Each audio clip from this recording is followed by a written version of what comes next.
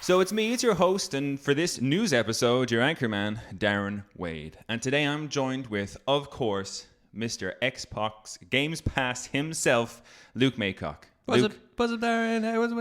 How's it going? What's up, man? Oh, you seem to be ready to give the news, Luke. I'm full of energy and full of beans. We're going to have to be because it's just you and me. So unfortunately, Chris wasn't feeling too well today, which doesn't bode well for news item number 3. But we'll get to that when we get to that. Okay. Because you and me will have no idea what to say about that one. But I thought I'd ask. It's been a week. It's been a hot minute, Luke, since we were here, you and I. How's your week been? What have you been up to? What have you been playing? Yeah, my week's been okay. Games-wise, it's a bit weird. I did finally uninstall League of Legends. I've decided to start caring for myself again. Good. So I got rid of that game. And instead, I'm punishing myself with Jump King. So that was a pretty quick switch. No, I haven't been playing a whole lot, to be honest. I did a bit of Cyberpunk as well. I like to hop back and forth between games and just play whatever I'm feeling at the time. How is your progress going in Cyberpunk? Good. So I had got to a stage where I'd beaten every side mission and every handler mission, which took like 30 or 40 hours. And I just hadn't progressed the story on at all. And now that I'm progressing the story on, I'm finding there's new side missions all the time. And they're really fun and they're really fleshed out. And yeah, I'm loving it. As always, I'm really enjoying Cyberpunk as a finished game. Good. Yeah, as a finished game. Like that's the sidebar on that one. So I'm quite nervous about this episode, Luke, as it requires a lot of reading, a lot of article reading. And just the other day, I bit the inside of my face. Okay. And it's swelled up. You know, when you eat the inside of your face and it swells up, and then you habitually become more susceptible to just biting it again. Mm-hmm. And it's the front of my lip, and I'm like looking at all these articles I got to read for the news, and I'm like, oh, if I bite my lip today, it's going to be so sore. You won't. Just even thinking about it's going to be sympathy pains. That's where I'm struggling. But Luke, we had, because it was part of our, just do some housekeeping before we get into things. As part of our new tier on Patreon, one of the things we said we'd do was that there'd be shout outs for new patrons. Oh, yeah. And lo and behold, since our release last week, Luke, we have a new patron. Ooh. Welcome, Leo. Thank you for your contribution towards the Gift of Gaming podcast and our content. So, for those of you who don't know or who aren't aware, we do have a Patreon where you can access bonus episodes, the post shows. Myself and Luke will be doing a post show today, possibly talking about our superhero powers we'd most like to have. You can access that by going to our Patreon at patreon.com/the Gift of Gaming. And with that, you get early access to these episodes. We're doing a review of Hogwarts Legacy later on this month, and as a patron, you'll get early access to listen to that episode as well. On top of that, you get access to our Discord community, which Chris is going to be working on, but he's sick today, so I don't think that's going to get worked on today. And then on top of that as well, you get a shout out. So welcome, Leo. Thank you so much for becoming the very first patron as well. It's a big moment. He'll never not be the first patron of this podcast. That's so cool. I love that. Thank you, if Leo. we ever become huge, it'll be like, well, Leo started that ball rolling, So thank you, Leo. So that's that. Again, for those of you who are just kind of joining the Gift of Gaming podcast and aren't familiar with us, each and every week we do a new topic for a show, and it could be the anythings and everythings of the video game industry. We also do post shows, and we're hoping to do game reviews in our Gift of Gaming club, which will kind of happen as and when we see fit with certain games. So this month's Hogwarts Legacy, we've all been playing it for about, I'd say about 3-4 weeks now. And we're kind of getting close enough to the time where we can all hit up that review. And as well, that we do news episodes at the end of every month. Now, this might seem like it's a week into March, but my spidey sense was tingling, Luke. We got to the end of February, and we were going to record our February news episode, before the end of February. Mm-hmm. And I'm glad we didn't, because on the 28th of February, we got some big news. And God damn it, do I wish Chris was here to talk about that big news. But we'll get to that in a little bit. So listen, on today's February news, we got a couple of lineups. We got Nintendo Switch becoming the third best-selling console. We got a Metal Gear Solid 3 Snake Eater remake, potentially in the works. Like that. Elden Ring DLC announced February 28th. So there'll be a lot of fans happy to have that. Zelda for Tears of the Kingdom selling for €70 on $70. I think it'll be €60, maybe £60. Here, I'll have to double check that in the articles. Yeah. But basically 10 10 yo-yos of whatever your currency is more expensive than normal for your Zelda game. And then Apple TV Plus is making and releasing a Tetris movie. Yeah. Which I watched the trailer for, and I'm hyped. But we'll get to that. We'll get to it. Yeah. So I guess, Luke, we'll start off on our first news story of the week, and this Great is place to start. Yeah, absolutely, way better than the middle one we know nothing about.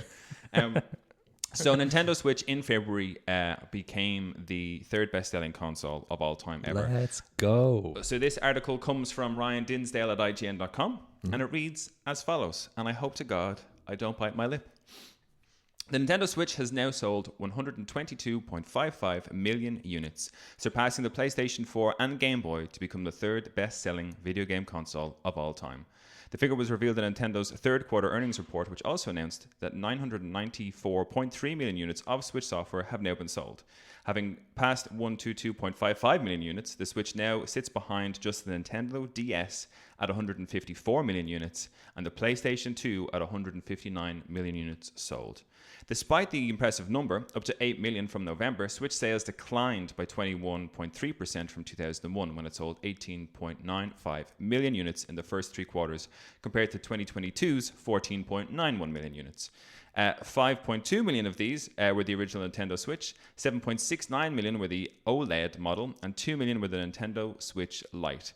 Nintendo admitted that the impact of the semiconductor and other component shortages that have plagued the hardware market for the last 2 years were resolved for this holiday season, but noted that the 2021 year saw the launch of the OLED model, which could be a reason for increased sales. So Nintendo's earnings report also revealed that Pokemon Scarlet and Violet have sold 18 million units, crossing into the Switch's 10 best-selling games of all time, which I did not think was where they'd end up. So my question to you is, straight off the bat, does the Switch have it in it to become the number one best-selling console of all time? Oh, great question. Oh, that's a great question, because the Nintendo Switch just turned 6 years old not that long ago, and there is all this kind of hype and hubbub and talk about a Switch 2. I think the way Nintendo has poised themselves over the past couple of years and the way they rolled out the OLED model and stuff like that, I still think there's room for what would be a Switch Pro. And I don't think they have to upgrade it. I don't think they have to call it the Switch 2 or anything like that, or go for their next gen of consoles just yet. I think Nintendo are sitting pretty and the model is working for them. So, yeah, I think the number one spot could be theirs. I mean, so what are they on? They're on 122. They've got 37 million more units to sell. I mean, the PlayStation 2, I find that amazing that the PlayStation 2 still holds that and has held it for so long. Yeah. Like, what a fantastic console. I mean, if you had to ask me, I'd say it's probably up there in my top spots. Some of my favorite games, again from my youth, and it was affordable, kind of accessible, and a big jump in technology at the time as well. But I mean, the Switch, I mean, people are kind of, from my kind of listening to the the goings on in the gaming industry, and I say listening, I'm just reading articles and podcasts. I have no insight here. This is just a dude pretending he knows what's going on. People are crying out for the Switch 2 or the next model. But I guess if it's the Switch 2, that puts the Switch done where it's at, give or take. But the Switch Pro, as you said, as a model, is still essentially just the Switch. So they could... I think they could still milk it. They could still pick, because the OLED Switch still counts as a Switch, and that's essentially the same thing. There is a market for the Switch Pro. That's pretty much what people... people want a better Switch. They love the Switch. Like, it's working. It works. Don't fix it. They just want it to be better. Like, they want to be able to play slightly better fidelity games on it. But yeah, the Switch works, man. And the two things that it's trying to catch up with, you're talking about, it's done 122 million units in 6 years. Yeah. And those two consoles are completely out of distribution, so their numbers aren't going up. So I think well, we'll see. I think it's definitely possible. I think it could definitely catch the DS, whether it catches number one spot and dethrones the PlayStation 2. That'd be interesting. I'm surprised that, it's funny that the Nintendo DS is up there. Another question for you. Yeah. Yeah, I did mention it in the article, but maybe you didn't listen. But if you didn't hear, not to say you wouldn't listen to me when I'm talking, Luke. But if you had to pick the number 4 and 5 slot, who do you think's there? Oh yeah, the no. Top 5. Oh, is this a pop quiz? Is this the? Did you listen to my article? I may have heard that the 4 and 5 spot were PlayStation 4 and the Game Boy. Nice, very good. Yes, that's exactly it. And that's what I mean to say with the PlayStation 4. I don't have the actual figures here at all. But the Switch overtaking the PlayStation 4, regardless if it never gets up there to the PlayStation 2 with the Nintendo DS, for me is a massive deal. I think the PlayStation 4 was huge for PlayStation. If you're talking about the battle of the consoles, PlayStation 4 wiped the floor with everybody. And in a time, I think, when technology moves so quickly, I think you've got a less of a chance to really stake your claim in this top 5, because the Nintendo DS is up there and people were buying Nintendo DSs for years. Also tiny handheld and very easy accessible. Yeah. But even when the 3DS came out, and even when the Switch came out, DSs were still being sold. Yes. Do you know what I mean? Like that was like the PlayStation 2 back in its heyday as well. Even though the PlayStation 3 was out, PlayStation 2 was still doing numbers. For years and years afterwards, yeah. And they were still releasing PS2 versions of every game. Like every game came out would come out on, there'd be a PS2, a PS3, and sometimes a PSP version of the game as well, all at once. The PSP. I know. That's left up my there. Baby.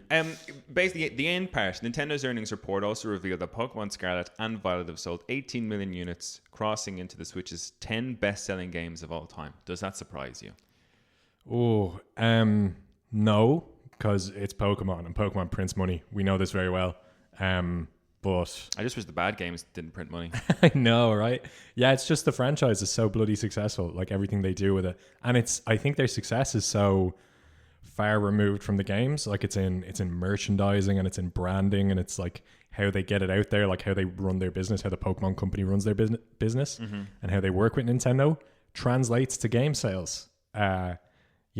And this was pushed like a AAA title. Like, even though we see how it performs, we see the console that comes out on the Switch.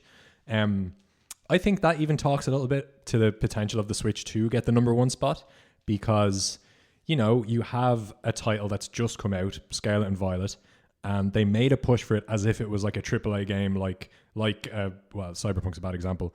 But both games are broken. Yeah, both games are broken day one.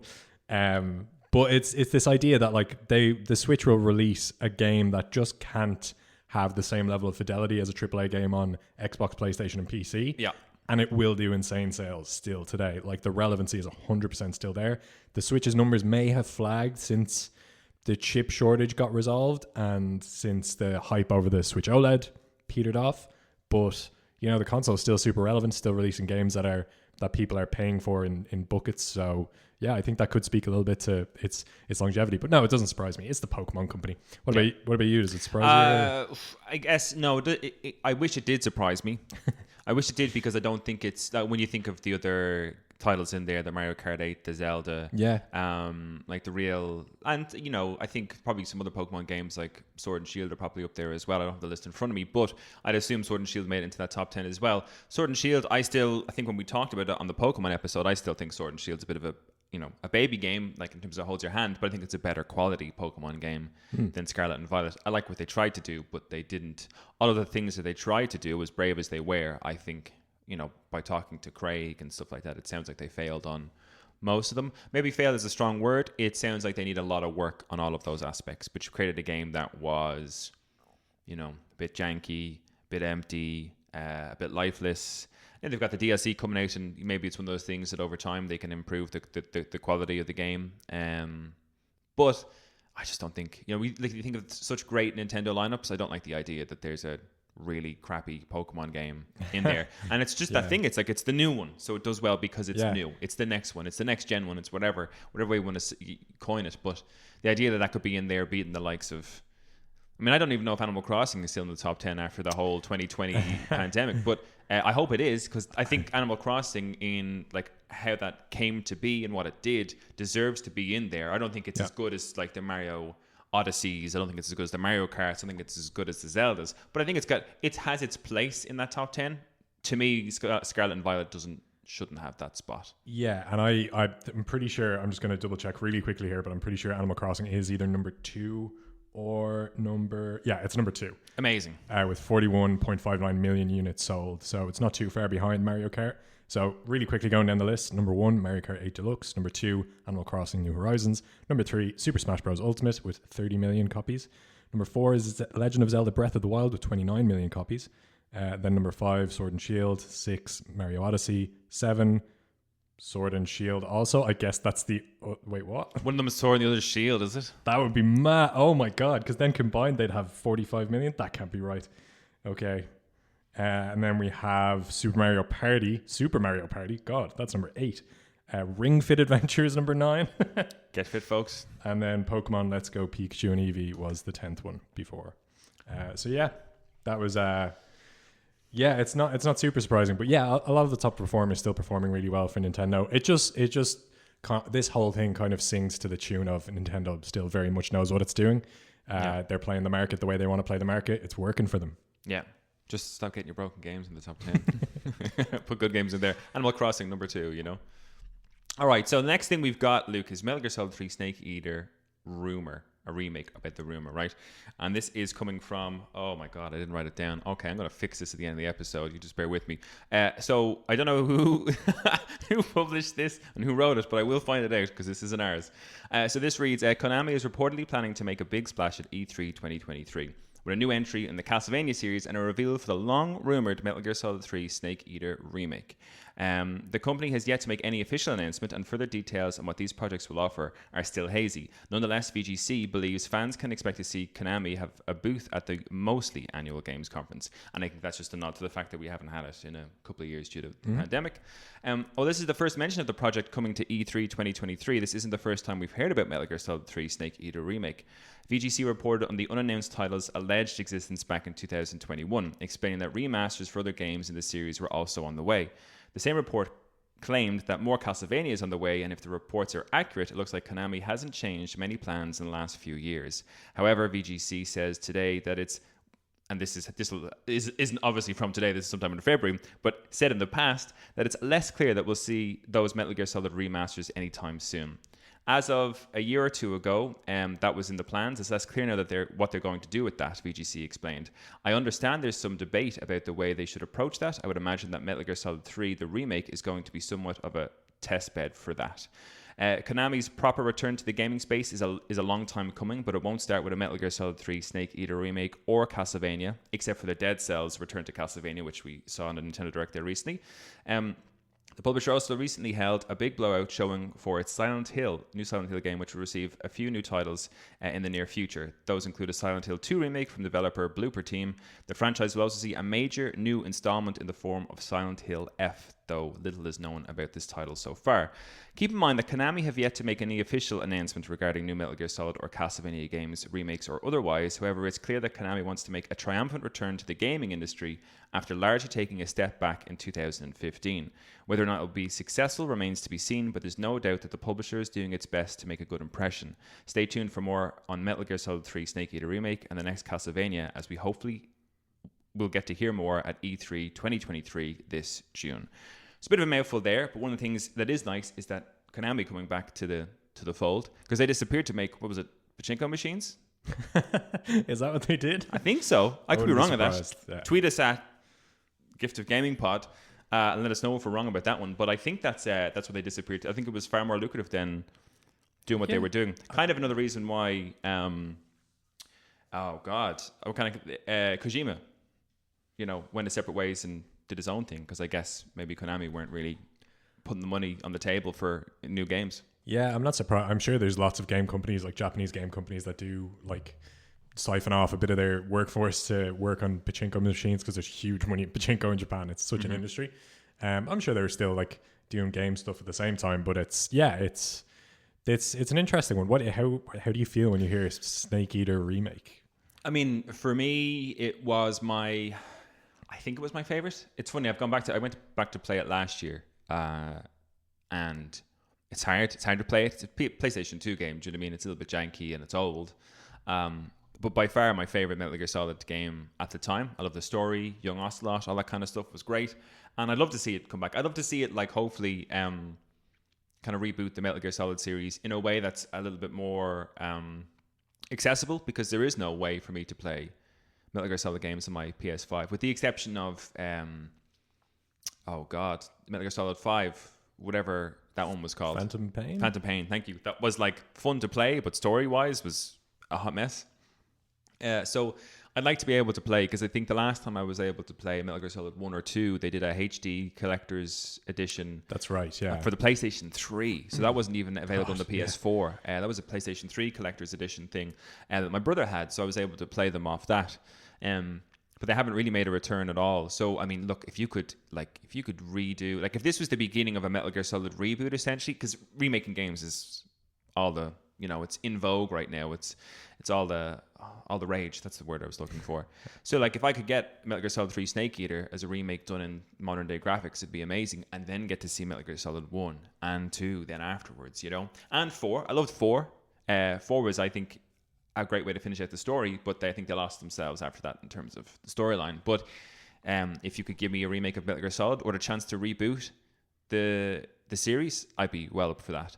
I'd be well up for it because as much as I think Hideo Kojima is an amazing games developer, I don't necessarily love his games. I mean, Metal Gear Solid aside, the likes of Death Stranding didn't appeal to me whatsoever. Okay, yeah. But maybe with him off the team, could they make something a little bit more coherent in terms of the storyline? Because much like Death Stranding, I think he's very into the fine art side of video games. Yeah, if you listen to his podcast, you get that full force. Yeah, and which I totally respect. But for me, when I was playing through Metal Gear Solid, the story got less and less important to me. And, well, it made less and less sense as time went on as well. But if this was the way that Konami could come back into the fold and reboot Metal Gear and maybe make a new Metal Gear Solid game that is maybe less convoluted than it became, I'd be so up for that. I mean, as stealth games go, it's still my all-time favorite. I used to play Siphon Filter and stuff when I was younger, but and Hitman and things like that. But Metal Gear Solid for me is the absolute jam. So I'd love to see that. Yeah. And Konami making a comeback is just cool anyway. Silent Hill games, I watched my brothers play when I was younger, terrify the absolute shit out of me. So to get them back is going to be quite exciting as well.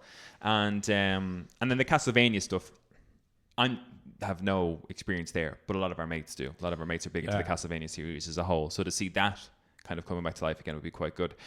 Have you ever played Metal Gear Solid games, Luke? So when I saw this in the report before the show, it killed me a little because Metal Gear Solid 3, much to the chagrin of everyone I tell this to, Metal Gear Solid 3 is like the only Metal Gear Solid game I haven't played.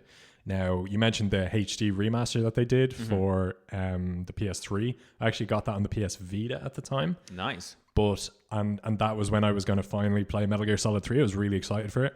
But my Vita broke, and the back, it had like a touchscreen at the back. That was kind of like the L2 and R2 kind of function. Okay. And that broke, which meant I couldn't actually interact with I couldn't control my inventory. Yeah. And so I just couldn't play the game.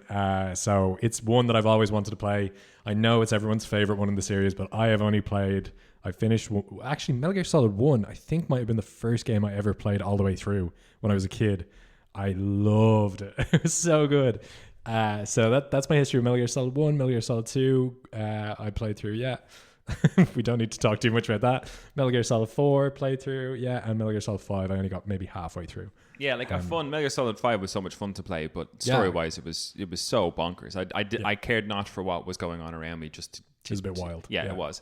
And sorry, just that was an article from The Escapist by Michael Kripe. Of course. Because of course you don't want to, we're not here to plagiarize anything, Luke, that's not ours. I just forgot to write it down. But I think the rest of my articles do have the kudos in them. So yeah, that's Metal Gear Solid. I think there's a lot of people out there that we know that are big fans of Metal Gear, that especially a Snake Eater like it's a smart move to do Snake Eater first because chronologically it's the first one in the series. Phantom Pain might come before it. I don't know because I didn't care for what was actually going on in that game. So I wasn't paying attention. But I think so. Snake Eater is the early one. It's before, like you're playing as Big Boss or whatever essentially, and Solid Snake comes later. So if you were to begin the reboot, Snake Eaters to me is the best place to start to get people into it. And it's such an exciting game because it's like the stealth espionage style of game but in the jungle. So it's a new, you do them all in the kind of the modern urban kind of settings. But I remember playing that game back when it came out, and like just the forestry, the trees, the foliage. Now having gone back to play it now, it's an old game. But back then I was like, oh my God, this is like, I feel like I'm in a forest. This is cool. Like I'm definitely kind of immersed in this whole like, killing snakes and eating them. Yeah. Hence the name. I was like, this game has everything. So yeah, I would love to see it. I think it's a great move to do it with Snake Eater as the first one, Metal Gear Solid 3 as the first one, and hopefully like it would be cool to see something about it this June, like a trailer or a little teaser thing for like in production would be class. A tech demo where the camera just slowly pans down into the forest foliage and you don't know what it is at first. Yeah. And there's a snake slithering through, and then a knife comes down through its head, and the crowd loses their mind because they know it's Snake Eater. It's the Konami panel. It's happening. Because it's the kind of I always think of like the those E3 things back when Final Fantasy VII Remake was being made, and the reaction from the audience to that finally happening. Now, I know there's not the same demand or hype around the likes of Metal Gear Solid, but I think that'd be a very exciting thing to be a part of. And I'm just excited for Konami to come back into the fold. Do you know what I mean? Like the Snake Eaters, the Silent Hills. I'm just looking through the list of games now, like Bomberman, Yu-Gi-Oh, which I definitely played, and a little bit of. And it's just good to see them making a comeback, 2015, they kind of, as the article said, they just kind of went off and did something else. And I think that was, in my opinion, probably a big reason why we got the likes of Kojima Studios and Death Stranding. So if they never left, if they didn't disappear for a while, would that have ever been a thing? Would Hideo Kojima gone on to make more Metal Gears? Who knows? But I like this restart that they're planning. I like that they're going to hit up E3 with some possible teaser trailers for a new Silent Hill or remakes of old Silent Hills and Castlevania and all that type of stuff. So they're making the right moves, I think, to come back into it.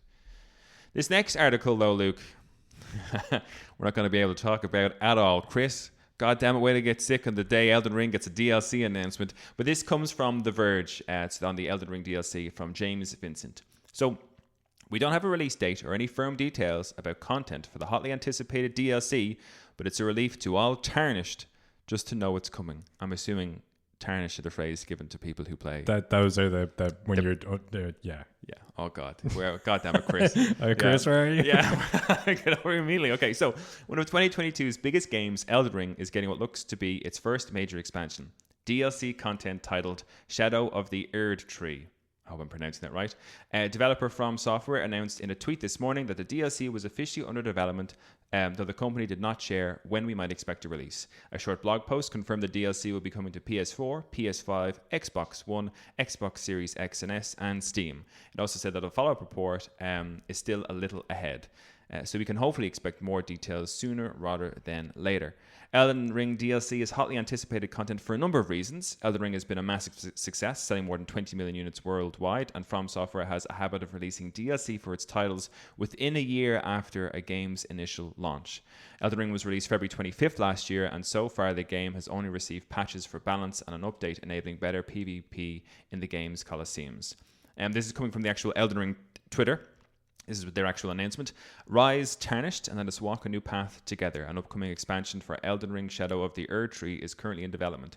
We hope you look forward to new adventures in the lands between. So we don't have any details about what story or content the Shadow of the Erd Tree might tackle. Just the name and the single image that was on the tweet that Elden Ring put out. But for a game with such incredible and dense lore, these alone are enough to fuel weeks of speculation. You didn't play Elden Ring, Luke, and I didn't play Elden Ring. But this is good news for them, and this is good news from Software. They just keep nailing it. Yeah. A Game of the Year winner with hotly anticipated DLC. Yeah, it's really nice to see. From Software are a company I've just ridiculous amounts of respect and admiration for. They don't seem to miss when they release a game. Maybe Dark Souls 2 is the only one you can really put on them for missing on. Yeah. But it's pretty sick, and it's an exciting year for From Software as well, because they at the Game Awards back at Christmas, they did announce Armored Core 6, yes, which was such an exciting return to form for them. Like it's like people were freaking out saying, "Oh my god, Armored Core." And now that they've made all those Souls games, it's going to be such a sick game. So we don't know what that's going to look like. Yeah. What we do know a little bit, and this is a leak via Exputer is the news source, is that Armored Core 6 will have a release window of September to October of this year. Mm-hmm. And so so FromSoft have announced that they are going to prioritize Armored Core's release, try and make that good. So it seems like the DLC will be coming after that, so the speculation is probably around early 2024. Mm-hmm. And my guessing would be, since, like you said, From Software typically will release a DLC within a year of the game, it could be maybe February, exactly a year after the game comes out, they release the DLC, breathe massive amounts of new life into it. Well, that'd be 2 years, right? No. Because Elden Ring came out February of 2020. We're in March right now, right? So what year did it come out? I would assume it came out last year, right? I don't know. Yeah, sorry, you're totally right. 2022's biggest games, yes. So yeah, I guess it'd be 2 years. And yeah, that's kind of speculation. That's from just kind of following the timeline of Armored Core is looking for September, October. They're probably going to release it after, or they've said they're going to prioritize Armored Core before Elden Ring. DLC. So maybe late of this year, or and early next year. I think as well is that it's still not a bad timing for, because Elden Ring's such a massive game, like big open world game that there's plenty of hundreds of hours worth of content there for players. So I mean, I'm sure they're excited for DLC, but I don't think that Elden Ring as a game as a whole, by the sounds of things, having not played it, but by the sounds of things, it's not left people lost for content. I'm sure now, people are excited about it and they've probably completed a lot of Elden Ring. But yeah, it's not too far off the beaten track. I think when I look at other things, we've got the DLC for Horizon Forbidden West coming out April this year, and the game released in February of last year. So they could be ahead.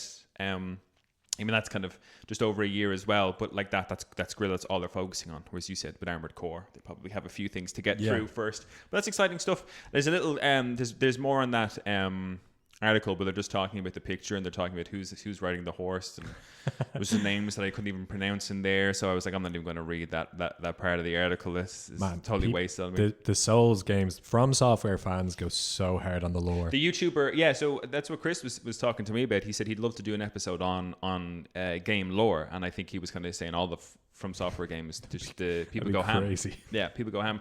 Does the release of this DLC, Luke, at all entice you to begin or go and get Elden Ring?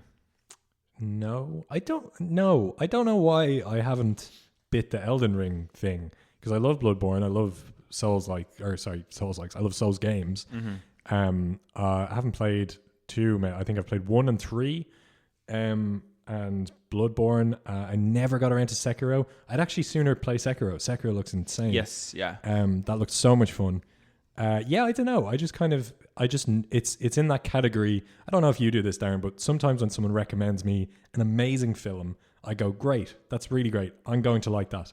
And I just store it away for a rainy day. I'm not going to make an effort to watch it now, but someday it'll cross my radar again and I'll go, you know what? Nah. Someday, Luke, Xbox Games Pass. So what? Someday? Elden Ring will be on Xbox Games Pass. There's no excuse. Wait, is it already on Xbox Games Pass? No. Oh, surely not, because then I just have Elden Ring. No, you have Elden Ring right now, yeah. That'd be sick. Yeah. I'm going to look up Souls games on Xbox Game Pass right now. You've made me so excited with that. What a blind spot. And while you're checking for that, Luke, I'll get started on our next article. Go for it. Zelda for €70. This coming from Forbes by author Chris Holt. Even Nintendo is starting to charge $70 for games now, but there's a way to save on Zelda Tears of the Kingdom. So Nintendo dropped a killer trailer for The Legend of Zelda Tears of the Kingdom to close out its latest direct. One thing the company didn't mention during the stream was the price. However, Nintendo later said in a press release that the sequel to Breath of the Wild will cost $70, confirming earlier leaks. I don't know if you knew about that, Luke, but I think some might have even been the Nintendo eShop. They put it online, available for pre-order at $70, and then immediately took it down. But a couple of people had screenshots and were kind of, pretty pissed.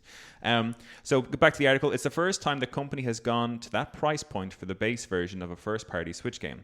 Of course, it's not the only major platform holder to make that jump. Sony has charged $70 for first-party PS5 games from the outset, and going forward, Microsoft will ask fans to pay that amount for major games it's making primarily for Xbox Series X and S, making Games Pass even more of a good deal. Hell yeah. Forbes is speaking to the right guy here, This pricing could be the new normal for Nintendo, especially as it looks towards the future and the Switch's successor. There is another option for now, though. The Legend of Zelda Tears of the Kingdom is a Nintendo Switch game voucher eligible. Nice. So for those who don't know, a voucher on the shop costs $100, or in our case €100, and it allows users to claim 2 games from a catalog. So you could use one to snap up Tears of the Kingdom and get, say, Mario Kart 8 Deluxe or Super Mario Odyssey, or even something as recent as Fire Emblem Engage for the equivalent of $30. One caveat, you need a Switch online subscription to buy a voucher. So, my first question to you on that article, Luke, is it acceptable for Nintendo to be charging $70 for a game that is on the technology, let's say, that Switch is? So, to put it in comparison, Tears of the Kingdom is coming out for €70 on the Switch, and that game will be, it'll be, in its own art style, will be beautiful. Horizon Forbidden West, God of War Ragnarok, all these came out for the same price point. Is it not the right word, is it the wrong choice by Nintendo. I'm sure they're covering costs because that game's been in development for so long that maybe it's a choice they made to cover costs. Now they have come out and said, I forget where they had said it before, but they did say this won't be the norm going forward. I think it's obviously for a select portion of games. So maybe Tears of the Kingdom went way over budget in its production, whatever it might be. But at £70 when you compare it to the likes of those big AAA games from Sony, is it okay? I say yes. I say yes. You heard it here first, guys. It's okay. I said so. That's the answer. That's your objective takeaway. Everybody write that down in your notebooks. There will be a quiz next week. No, it's fine. It's fine because Breath of the Wild is one of the best games I've ever played, and it was running on the exact same hardware that this is going to be running on. It runs better than most games adapted for the Switch. Like, yeah, it is insane how they did adapt. When you think of the likes of not to rag on Pokemon, folks, but Scarlet and Violet playing on the exact same system ran like hot garbage. Yeah, the frame rate drops to just for when things are further away and stuff like that. Like Breath of the Wild was such a beautifully made, beautifully executed game. Gorgeous, so much fun. I've had countless amounts of hours, 2 playthroughs. I love it so much that if Nintendo say, look, next game is going to be £70 and that's just what we're charging because that's what we think it's worth, we're not going to do this for all our games, it's just for this one, then I honestly don't have a problem with it. It's totally fine. And I would, my usual follow-up to that would be, I'll just wait for it to go on sale, but it's Nintendo. It's Nintendo, it never it's will. Never going to go on sale. Yeah. So it's an interesting one. Like when I first heard that, and it was before Nintendo had confirmed it, I was reading about the leaks that people had screenshotted it, it had been put up early, kind of just after the Direct, I can't remember. And I was quite disappointed by it for the simple fact that Tears of the Kingdom, as you just said there, will forever be €70. Permanent price point. Yeah. Or I think for us it's going to be €60, but it's still a tenner more than we would have paid because the games would usually be €50 for the Switch, whatever it is, whatever the currency changeover will be. But basically, we're all going to be paying £10 more for Zelda than any other kind of first-party Nintendo game on the Switch to date. I think if you're a Zelda fan, I'm not a massive Zelda fan. I didn't play through all of Breath of the Wild. I played through bits of it. I've never experienced that game from start to finish. Not a huge Zelda fan. Not to say I don't like Zelda. I played like Ocarina of Time and Mask and Majora back in the day, but I was never a person to be like, I am dying for the next Zelda game on Switch. Like I wasn't pining for the first teaser trailer for Tears of the Kingdom. Yeah. But as a guy who paid £70 last year for Horizon Forbidden West and then for God of War Ragnarok and what those games looked like, narratively what story they told, I'm looking at this and kind of saying this to me would be acceptable if the game smashes it. Do you know what I mean? If it comes out and it's good all around. It's got its own art style. So graphically, I'll never be okay with it from a graphics perspective to say you're charging me the same as a game that looks like Horizon Forbidden West on such a small console. But it is Zelda, and if it's anything like Breath of the Wild was so renowned. Like I think did Breath of the Wild win Game of the Year that year? I actually don't know, to be honest. That was like 2016, 2015 or something. Well, it's good. So it's like 5 or 6 years. Yeah. So it's probably like 2017, 2018, thereabouts. But yeah, so I'd say if memory serves me correct, I think it won Game of the Year that year. Following on from that, Tears of the Kingdom, if it knocks it out of the park and wins Game of the Year, and I don't mean to demand that of it, but if it were to go on and do that, I would say, okay, your $70 price point is justified. But there is a part of me that feels hard done by that because we are playing off the Switch. We're not playing off next generation console stuff. We had a conversation with some of our mates before, Luke, talking about like, games are £70 now, and I was like, yeah, but look what you're playing. Look what you're playing narratively. Look what you're playing graphically. Look what you're playing in terms of how just the gameplay is, how much we've grown since PS4 games, PS3 games, and all that. And I think that bites me a little bit that it's £70, the same price. Yeah, we'll see. I guess time will tell. Hopefully, it's not not an up and coming thing from Nintendo. The first party games will be £70 going forward. I have a funny feeling it's got to do with the way longer than expected production time to get this game out. I think people expected like 3 years max after Breath of the Wild came out. But do you think? Can you see any other titles that Nintendo would have going forward that would charge that? I don't know. No, I don't think so. Because a Pokemon title's never going to do that. Mario, even a mainline Mario title, like whatever the next Mario game is going to be, won't do that. No, I think they'll all stick up around I think it will be, I think Tears of the Goddess will be 70 quid for us. Because I think most of the titles are 60 quid. Oh, so that's the change, right? Okay, that'll be the change for us. Okay. But I think they'll all stay around 60. Like they release at 60, they stay around 60. Nintendo makes their bread. I can't see them doing it with anything else. I don't think they could get away with it with anything else anyway. Maybe, I know I'm not too knowledgeable about the series, but I know people are clamoring for a Metroid Prime. Perhaps the next one of those. That would be I would say, for the amount of time they've made people wait for that game, for the amount of fillers they put in the meantime, they would be asking for themselves to be shot if they charge 70 quid for whatever, the next Metroid 4, whatever it is to come out. Yeah. But again, like you're bang on. If there's been such a hype and demand for it, like there was for Zelda, the pressure's on to get a game like that done. And with Zelda, it took way longer than anticipated. So the bigger the game, the longer it takes, the bigger the budget, the bigger you go over budget, the more likely it is that maybe for certain games like that, they'll have to charge it. And I think it's sort of back to my point that, Nintendo have proven that they can do a Zelda game on the Switch properly. Yeah. And to critical acclaim. So I think they have every right to charge 70 quid for this. And it'll sell how it sells. The market will speak will speak to how good a decision that People was. will complain about the number, but it'll still sell like hotcakes. Absolutely. Yeah. Well, look, that brings us on to our last news item of the day. This is Apple TV Plus has an upcoming Tetris film, and this comes from Polygon by Ollie Walsh. So, Apple has released the first trailer for its movie Tetris, which tells the extraordinary true story of the struggle between Western publishers, Nintendo, and the Soviet Union itself for the rights to Alexei... Oh my god, I'm going to absolutely butcher this name.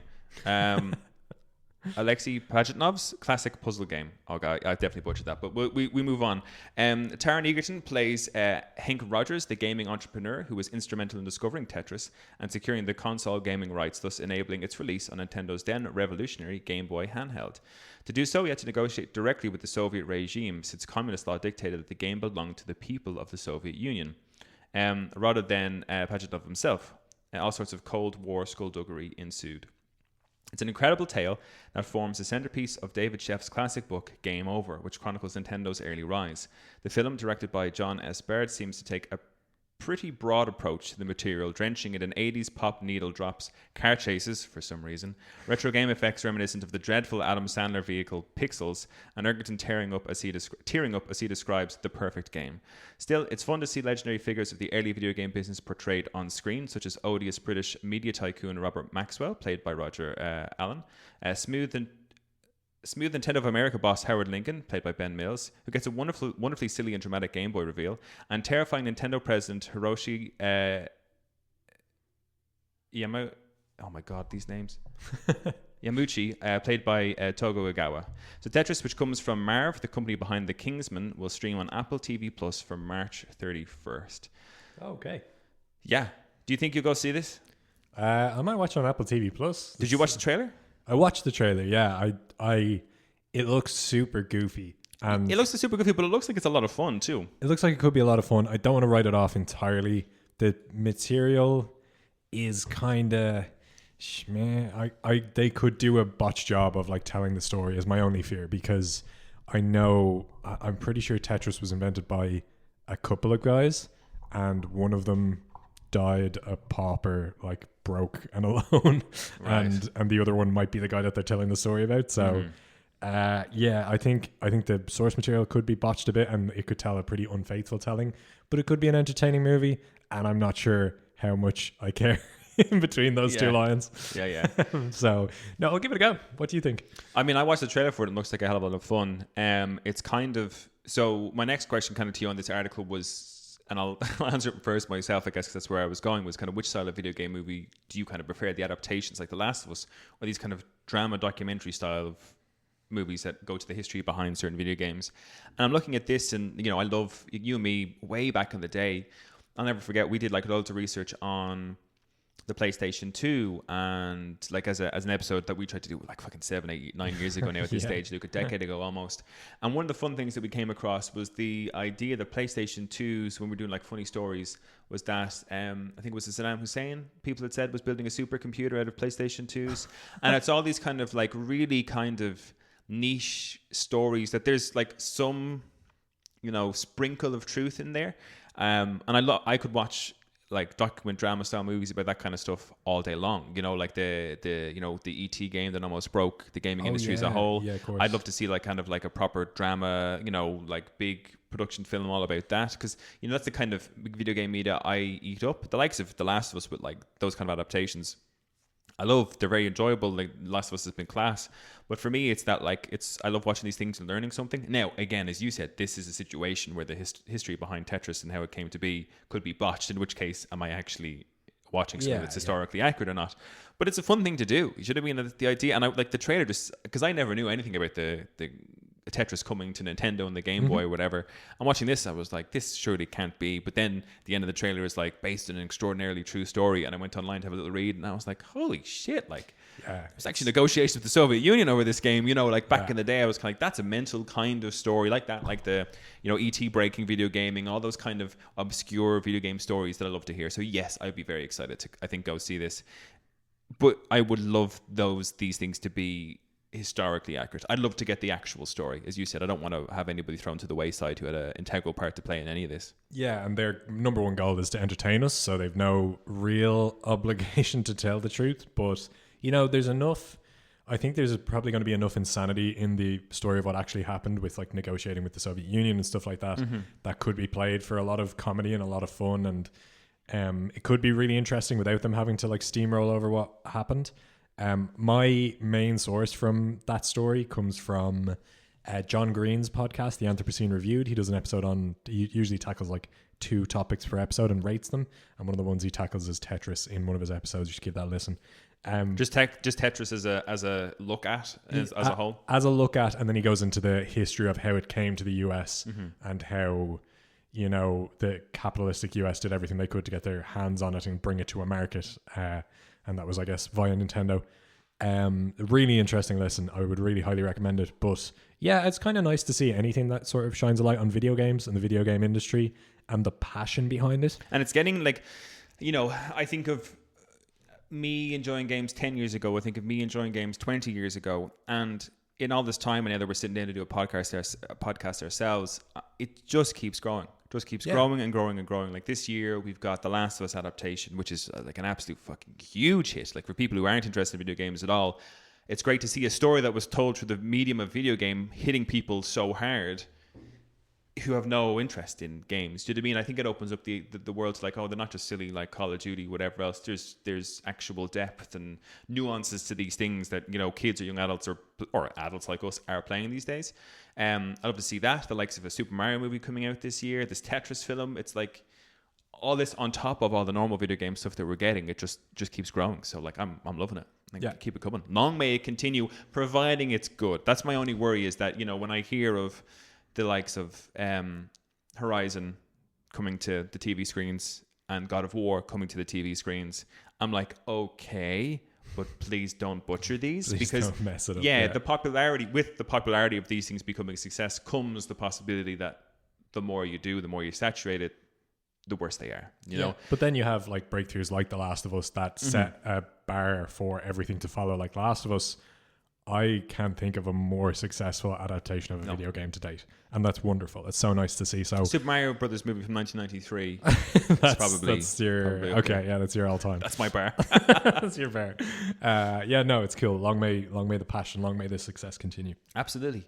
So listen, Luke, that was only 5 stories. Lots of other things happened in February. One of the things that we were kind of having a little chat about, I don't have any articles about it here, but one of the things that I'm quite excited by and still kind of him and Han about is PlayStation VR 2 was released this month, and was also released with Horizon Call of the Mountain on it as well, and a list of, I think there was 40 launch titles. From my reading, for those who are interested, who are listening and kind of, you know, like me, have never really dipped their toe into VR but have always considered it, reviews are mixed in the sense that it looks amazing. the technology is amazing, but it's expensive and there's not that many games. That seems to be the general consensus. Are you surprised by that? Not at all. I know. I feel like that's my answer every time you ask me if I'm surprised. Never surprised, Darren. This guy is he knows his shit. Like, Cool you as can't a surprise Luke. cucumber. Like, No, it's just like VR is expensive, and it's hard to make. Like, making games for VR is a very specific type of game development. So no, not surprised at either of those things. And honestly, I like it when VR is expensive because it means like I say it's expensive. Like, this is 650 quid. it's more expensive than a PlayStation 5 potentially. True, but Like an accessory for a console being more expensive than the console, to me, from a layman thing, because I want to play it. Yeah. But to me, from a marketing perspective, and I'm mixed. So the price point's so expensive, it seems to me that they're investing in VR. Like, they want the money back from it so they can invest in it and continue to make great games. But at the same time, I'm like, but how many people are you cutting out of this market? yeah, I'm not even sure if that's the rationale. I think VR just is expensive. Yeah. Like, if you look at the whatever Valve's like headset is whatever HTC's latest one is, the price points are around 1,200 quid. Like, PlayStation is massively subsidizing this to get it as cheap as it is, because it is really cutting edge technology as well. Like, the displays are, to my knowledge, the displays are fantastic on it. You have haptic feedback on all the controllers And in the headpiece. and on the headpiece. Yeah. And not that that's like the most breakthrough thing ever, but the way it's designed seems like really, really solid for a VR headset, and it's breaking a lot of really cool ground. And at 650, like, for VR, that's actually kind of on the cheap side. I think the way to think about this is it's not an accessory, it's a proprietary console. Right. It's a console that requires you having another console to So play. Luke, do I go and buy PlayStation VR 2? No, just use my headset. I have a VR headset. You don't have upstairs. a PlayStation VR 2. I can't play Call of the Mountain on your headset, Luke. No, if I you could play can't. Call of the Mountain on your headset, because that's it, because I'm just a Horizon fiend. Funny thing, Niall did send me a video. Our pal Niall sent me a video, because I keep talking about will I, won't I, with the whole PlayStation VR 2. And he sent me a video, and it's a TikTok video, I think, and the top screen is the Horizon Call of the Mountain, what this guy's actually playing, and the bottom screen is him in the, camera on him in the VR thing playing through it. And one of my favorite quotes, and it's just, that's why I want to experience it so much, because I'm like, I can totally see why this guy's getting so excited. He looks around and he loses, and he's like, oh my God, it's the foliage. The foliage is amazing. And that's the kind of things that would get me excited about playing VR, like that kind of like immersiveness. So yeah, I think what PlayStation came out and said was that they had hoped to sell 2 million units by this point after sales. I think they've only sold 1 million, give or take. My figures could be wrong in that. Please feel free to correct us at thegiftofgamingpodcast@gmail.com or tweet us at giftofgamingpod. I've gotten better at this, Luke. If you listen to the last episode, I cannot get it together. But yeah, tweet us or hit us up an email if we're wrong there. But yeah, I think it looks amazing. And you're right. Actually, it's a good point that all those other VR's systems exist out there, and they're pretty much double the price. They're for so PSVR 2. expensive. Yeah. And like PlayStation, I don't think PlayStation are upping the price to make money. I think they've cut the price significantly to make it affordable. Like, that's just the figure that they landed on after negotiating between how much the hardware costs to produce and how much they want to sell it and how much they want to get into the market. Continue the success from the PSVR 1, which was, from my understanding, was another miracle case of really good VR at a very affordable price. I think to date, and that same article I was reading, I think to date the PlayStation VR 1 sold 5 million units, which seems, is that, I don't know, would you consider low? Some games only sell 10 or 12 million copies, so I guess 5 million copies of a VR headset is probably maybe that's about right. I don't know. I'll have to, ignore that I said. I'm just reading off an article. I'm just trying to rember, so I could be completely wrong here. But yeah, I think it's one of those things that I like. My dream, Luke, is that when I'm fucking old and in a care home, none of that's going to bother me, because I'll just be living in a fucking haptic feedback world of virtual reality, You'll be in one of those Wall-E chairs. Yeah, exactly. That's all I want, Playing Final Fantasy 14 with my buds, having food on an IV to me, so I don't even have to eat. That's going to be my future. So I really want it to work, because I love the idea of, because being old is going to be hard, but it won't be so hard if I've got like a very successful or very real virtual reality kind of technology to work in. That sounds sick. But that's the news. Luke, there's plenty of stuff we missed. Those are only like 5 or 6 items from a whole month of stuff that had plenty of news about video games. If there's anything that you think we missed that we think we definitely should have brought up, let us know at thegiftofgamingpodcast@gmail.com or tweet us at Gift of Gaming Pod. There's no the and there's no cast. It's just at Gift of Gaming Pod. And of course, we would love it as well if you would consider, if you like the content and you want to hear more. Myself and Luke are going to do a post show now in a moment and talk about what superhero powers from the MCU or DCU we would most like to live with. And you can listen to that by going through our patreon.com/the gift of gaming to sign up there for the cost of a coffee every single month. You'll get a shout out on our show, access to all our post shows and bonus content, and early access to our Gift of Gaming Club. We've got Hogwarts Legacy coming up this month. And on top of that as well, we're hoping to set up a nice little Discord community for everybody to hop on board and chat about all the things they love and what they believe are the biggest gifts from gaming. Luke, it's been a pleasure. Thanks, Darren. Looking forward to getting into this post-show chat. And Chris, feel better. And to all our listeners, thanks very much for sticking with us and keep enjoying the gift that is gaming. Peace out. Bye.